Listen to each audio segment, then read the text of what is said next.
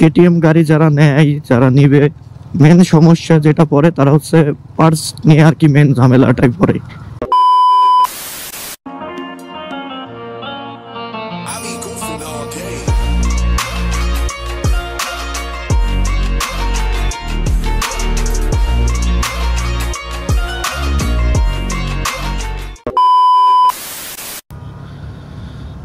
So hey guys, আসসালামু আলাইকুম। কি অবস্থা সবার? আই হোপ কি গাইজ সবাই ভালো আছেন।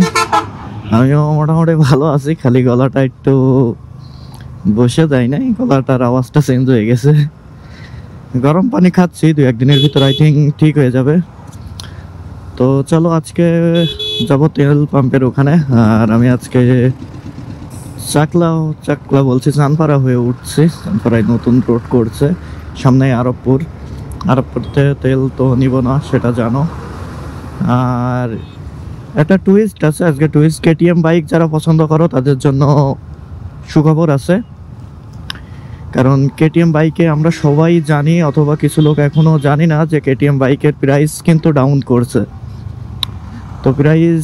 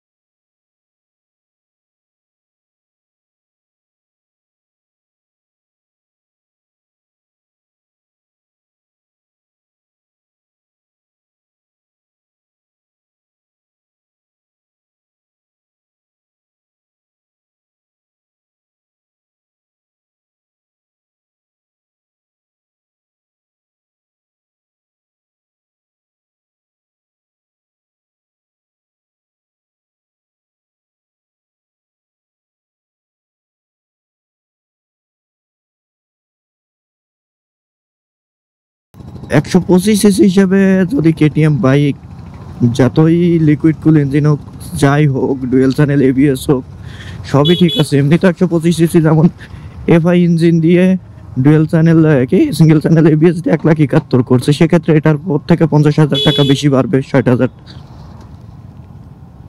ওই 2.5 লাখ আসবে, যেটা 3 লাখ আছে সেটা 2.5 লাখ অথবা 2,60,000 আসবে। তো যাই হোক, কেটিএম গাড়ি যারা নেয়, যারা নিবে, মেন সমস্যা যেটা পড়ে তারা হচ্ছে পার্টস নিয়ে আর কি মেন ঝামেলাটাই পড়ে। কারণ কেটিএম গাড়ি বাংলাদেশে কিন্তু অনেক জায়গায় আছে, বাট বাজার মার্কেট ধরে রাখতে পারে না, কারণ খালি এই পাসপত্রের জন্য। কারণ পাসপত্র যদি নিয়মিত বলতে সব জায়গায় পাওয়া যায়, আর পাসপত্র যদি অ্যাভেলেবেল করে, পাসপত্র তাদের শোরুম ছাড়া কোনো জায়গায় পাসপত্র পাওয়া যায় না। এখন শোরুম ছাড়া সব জায়গা থেকে পাসপত্র পাওয়া যায় না। হঠাৎ এক জায়গায় বাইক নষ্ট হলো, তখন শোরুমে যায় কি ওই আমি কি গাড়ি ঠেলে নিয়ে বাসায় যাব? তারপরেও কেটিএম চালাই নাই, কেটিএম আমার ফেভারিট, বলবো না যে কেটিএম ফেভারিট না, বাট কেটিএম গাড়ির এটা এদের করা উচিত একটু। যে গাড়ি বের করুক, পাসপত্রগুলো একটু ভালো, কিংবা পাসপত্রগুলো আনা উচিত। কারণ যেমন দেখো সিএফ মোটর যে বাইকগুলো বের করছে, এনকে 250, তারপরে হচ্ছে এনকে 250, আর একটা হচ্ছে আরএস নাকি, আরএস, আর এস না মনে হয়, সম্ভবত সিএফ মোটরই, যেমন আর এস নাই যাই কিছু একটা হবে 300। এই বাইকগুলো বের করছে, বাইকগুলো তো খাইলো, বাইকগুলো বের করছে, বাইকগুলো তো পাসপত্র আনা লাগবে না? আর যদি না পাওয়া যায় সেক্ষেত্রে বাইকগুলো তো চলবে না। যেমন সে মোটো জিপি, মোটো নাকি মোটো 13 জিপি আর কি, মোটো জিপি বলছি।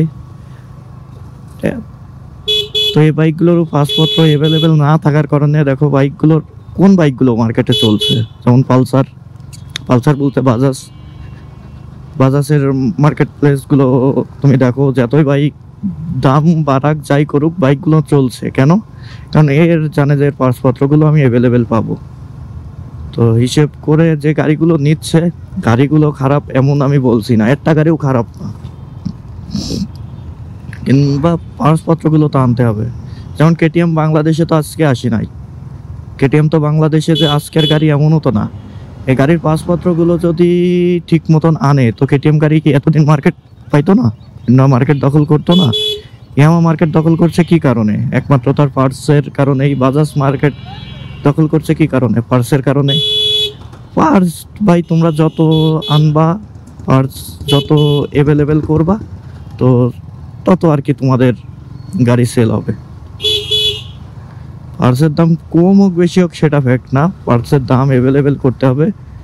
হালকা দেখা যাচ্ছে একটা পার্টস, যেমন আমার সুজুকি গাড়ির কথাই বলি, সুজুকি গাড়ি আমার ডুপ্লিকেট পাওয়া যায়, অরিজিনাল পাওয়া যায়, ঠিক আছে? তো এইগুলো তো পাওয়া যায়, এমন না যে পাওয়া যায় না। নে ভাই গাড়ি সাজায়স না কি করেছো গাড়ির? আর কি স্টিকার ছিল না বাজারে, না শর্ট পড়ে গেছে?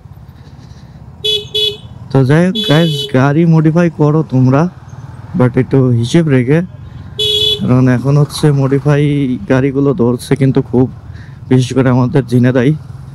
গাড়ির কালার চেঞ্জ, মডিফাই এগুলো করো একেবারে সিম্পল, এত মডিফাই করলে তো গাড়ি থাকবে না। আর কেটিএম আসলে গাড়ি কি মডিফাই হবে কি করবে আসলেই দেখতে পারবা, কারণ কেটিএম গাড়িগুলো অস্থির অস্থির মডিফিকেশন করা যায়। তো যাই এখান থেকে তেল নিয়ে যাই। 2000 years later. প্রত্যেকটা গাড়ি ভালো, তার কোম্পানির কাছে গাড়ি একটা বিবেচনা করেই তো ইয়ে করে, মানে একটা গাড়ি যখন রিলিজ করে অনেক ইঞ্জিনিয়ার ওই গাড়ির পিছনে কাজ করে, অনেক ডিজাইনার আছে গাড়িটা ডিজাইন করে, তো সেগুলো করেই তো গাড়িটা বের করে, সব দিক বিবেচনা করেই। বাট গাড়িটার একটা জিনিস কি, প্রত্যেকটা গাড়ি যদি পাসপত্র অ্যাভেলেবেল না পাওয়া যায়, যেগুলো পার্টস আছে, যে সব পার্টস যদি অ্যাভেলেবেল না পাওয়া যায় তো ওইগুলো দেখো কমই চলবে, এটা হচ্ছে মানতে হবে। কারণ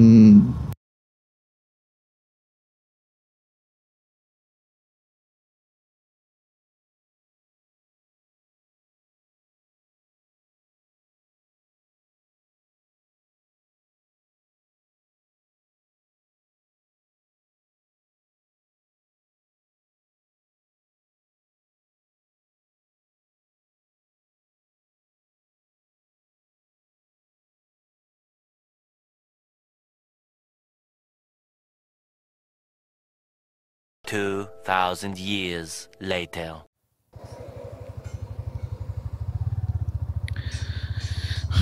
তো যাই হোক বাইপাসের এখান থেকে বেরিয়ে যাচ্ছি, একজন আসলো, দেখা সাক্ষাৎ করা হলো, এখন বেরোয় যাব, বেরিয়ে তো যাবো হচ্ছে এই দিক থেকে, কেননা এমনি আর যাব না, এদিক থেকে দিয়ে টার্মিনাল হয়ে দেন যাব সামনে। ব্রিজের কাজ কত দূর হয়েছে কে জানে। আর এমনি বাইক নিয়ে এবার মনে হয় না এবার সিটির ভিতর কোনো জায়গায় ট্যুরে যাওয়া হবে, এর আগে তো গেছিলাম, দেখি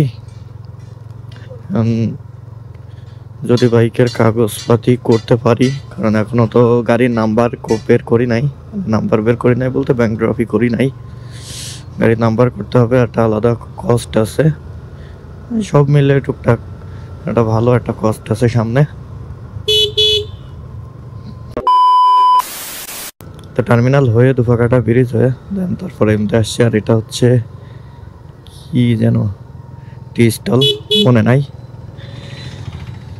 এই সাইডেও বেশ ভালো একটা জমজমাট হয়ে গেছে এখন। এর টার্মিনাল পর্যন্ত আগে এত, যেমন ওই ব্রিজের ওখানে ছিল, এত দোকানপাট ছিল না পুরাতন ব্রিজের সাইডের রোডে। এই সাইডটা একটু রোড হয়েছে, ভালো উন্নতি হবে আর জনগণের বাস যাবে, এটাই। তো চলো যাই, আর রাত করে ঘুরে উড়াচ্ছে এটা কথা। রাত করে কোনে ঘুরে উড়াচ্ছে দেখতে গেলে তাদের সামনে আর আমরা থাকছি না।